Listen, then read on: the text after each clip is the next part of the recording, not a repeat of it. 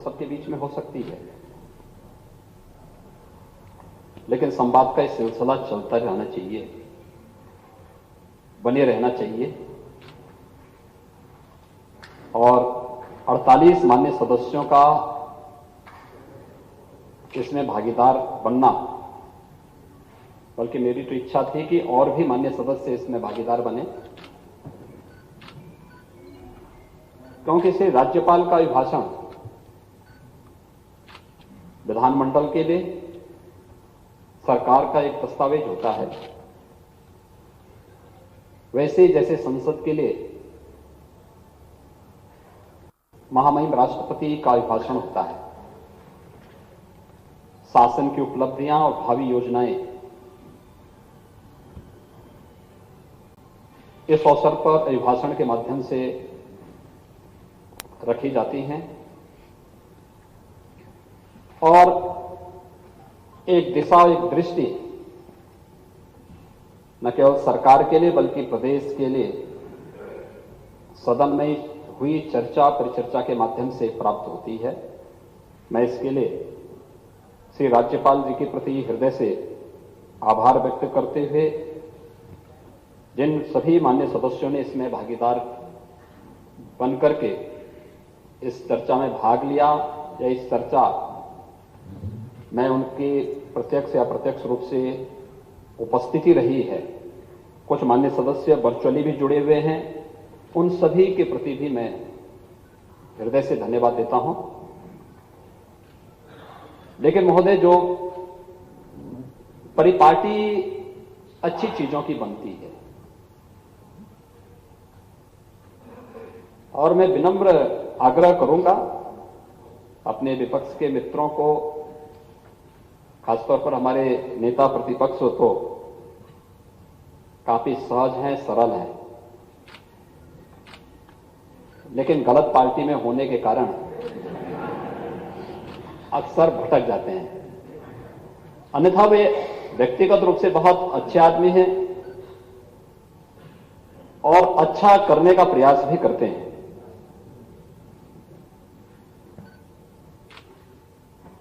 राज्यपाल जी अभिभाषण करने के लिए आए थे। राज्यपाल या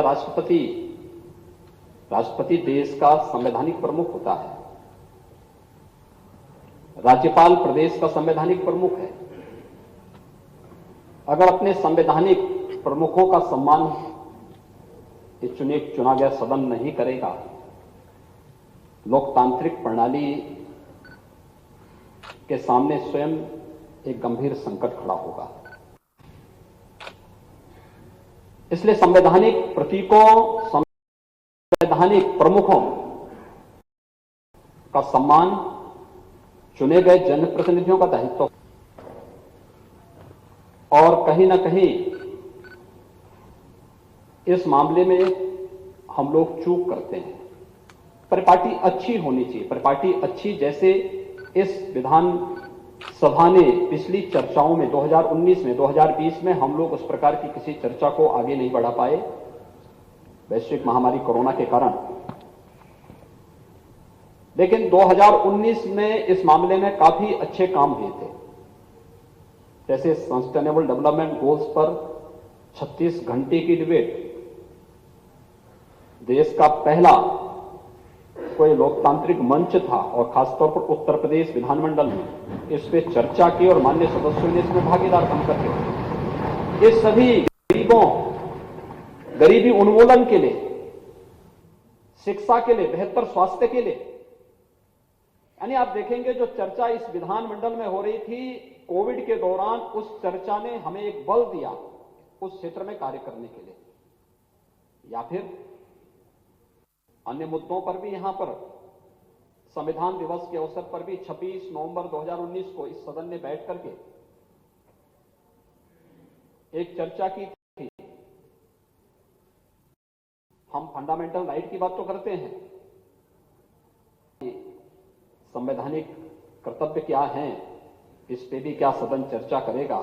और पहली बार किसी सदन में अपने संवैधानिक कर्तव्यों पर भी चर्चा हुई थी और वो उत्तर प्रदेश विधानसभा है। उत्तर प्रदेश विधानसभा में माननीय सदस्यों ने, सभी पक्षों के माननीय सदस्यों ने अपनी बातों को भी रखा था और साथ साथ अपने उन दायित्वों का बोध भी करते हुए समाज के सामने एक बहुत पॉजिटिव संदेश भी दिया था।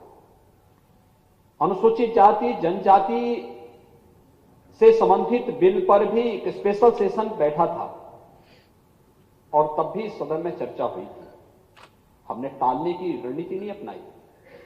एक चर्चा जिसके लिए विधायिका का मंच बना हुआ है उसका बेहतर उपयोग। और राज्यपाल भी जब आती हैं तो श्री राज्यपाल का सम्मान करना सत्ता पक्ष विपक्ष इस सबका सामूहिक दायित्व है। राज्यपाल पार्टी का नहीं प्रदेश का है और प्रदेश के संवैधानिक प्रमुख के प्रति सम्मान का भाव होना उसी प्रकार से जैसे संवैधानिक प्रतीकों के प्रति हम लोग सम्मान का भाव व्यक्त करते हैं। विधायिका के मंच पर राष्ट्रपति जी के लिए राज्यपाल जी के लिए न्यायपालिका के प्रति कोई भी विपरीत और टिप्पणी नहीं हो सकती है, नहीं करनी चाहिए। परिपाटी तो ये है, लेकिन उस सब के बावजूद भी जिस प्रकार का आचरण देखने को मिल रहा है वास्तव में वह पीड़ादायक है, चिंताजनक है। और मैं किसी व्यक्ति के लिए नहीं बोल रहा हूं, लेकिन मुझे महोदय इस बात पर अवश्य चिंता होती है कभी कभी कि वास्तव में मैं बार बार इस बात को कहता हूं कि हमें अपने सदन को इस बारे में तैयार करना होगा। क्यों जनता के मन में एक जनप्रतिनिधि की छवि इतनी सेवा करता है, दिन रात कार्य करता है, हर एक के सुख दुख में सहभागी बनता है, लेकिन उस सब के बावजूद जो विश्वास का प्रतीक उससे बनना चाहिए नहीं बन पाता है। कारण क्या है? क्योंकि हम लोग ही एक दूसरे को छोटा दिखाने के लिए, एक दूसरे को भ्रष्ट और बेईमान बनाने के लिए प्रकार की रणनीति अपनाते हैं, प्रकार के वक्तव्यों को देते हैं और उसका परिणाम है कहीं भी कोई जनप्रतिनिधि जाता है। मुझे याद है आज से लगभग 18 साल पहले की घटना है।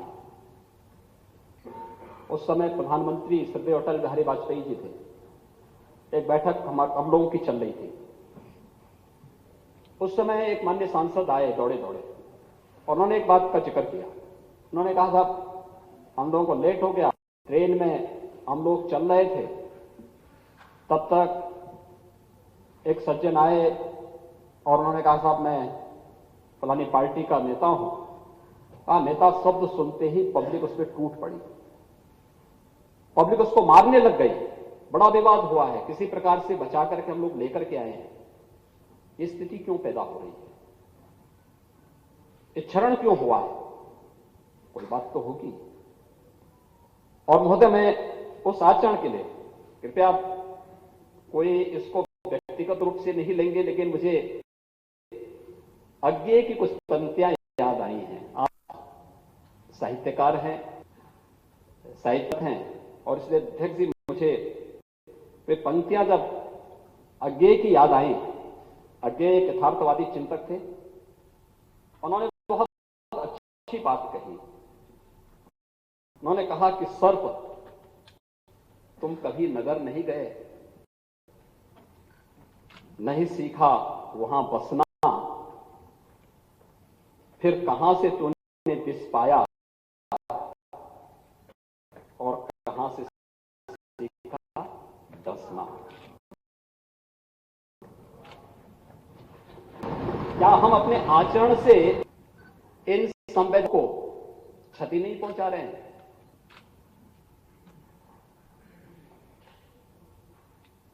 इस प्रदेश के संवैधानिक प्रमुख का अपमान नहीं था, या राज्यपाल जी के बारे में यहां पे टिप्पणी करना इस संवैधानिक प्रमुख का अपमान नहीं था।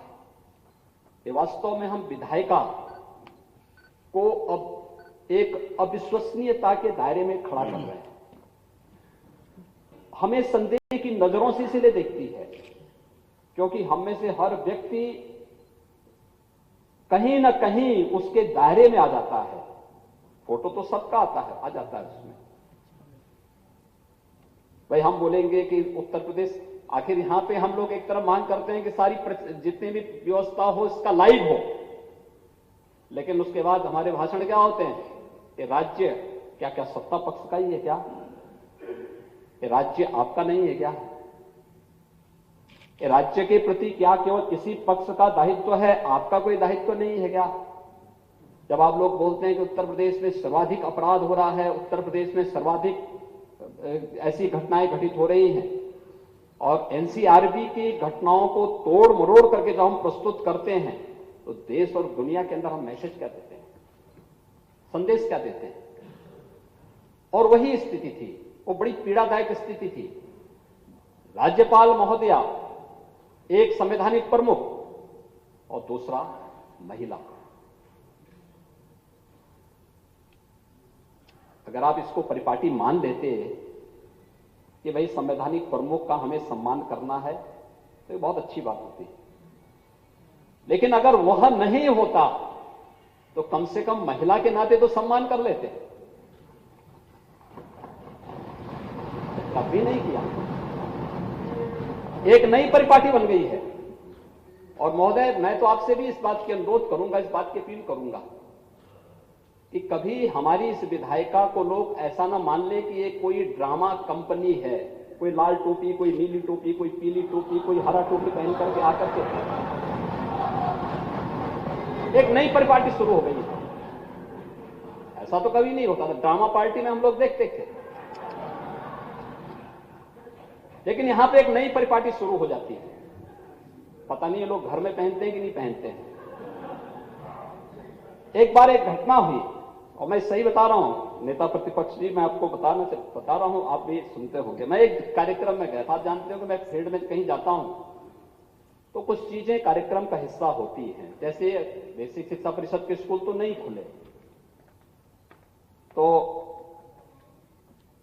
मैं अक्सर जाता हूं तो बेसिक शिक्षा परिषद के स्कूल में जाऊं, क्योंकि बेसिक शिक्षा परिषद के स्कूल में गरीब का बच्चा, किसान का बच्चा, मजदूर का बच्चा, अंतिम पायदान पर बैठे हुए व्यक्ति का बच्चा पढ़ता है। और इसीलिए हम लोगों ने ऑपरेशन कायाकल्प के अंतर्गत लगभग 93,000 से अधिक विद्यालयों को ऑपरेशन कायाकल्प की उसकी आमूल परिवर्तन और बुनियादी सुविधाओं दी। मेरा अकेले योगदान नहीं, इस पूरे सदन के हर सदस्य का उसमें योगदान है, हर प्रशासनिक और शिक्षा विभाग के अधिकारियों का उसमें योगदान है। कुछ लोगों ने विद्यालय अडॉप्ट किए, कुछ लोगों ने अन्य तरीके से वहां पर उसमें योगदान किया, और उसके बाद ये सब परिवर्तन हुआ, बच्चों की संख्या बढ़ी।